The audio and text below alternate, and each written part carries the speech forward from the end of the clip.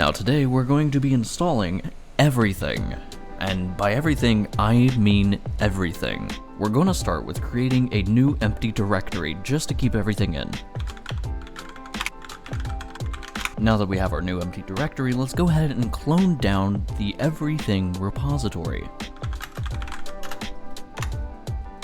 Now at first glance it doesn't seem like much, it's only 104 kilobytes of data.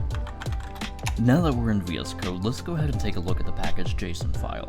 Already right off the bat we're experiencing a couple problems, namely with performance because it's limited to 5,000 different items, and this file is utterly massive. And when I say massive, I mean it is over 22,000 different lines.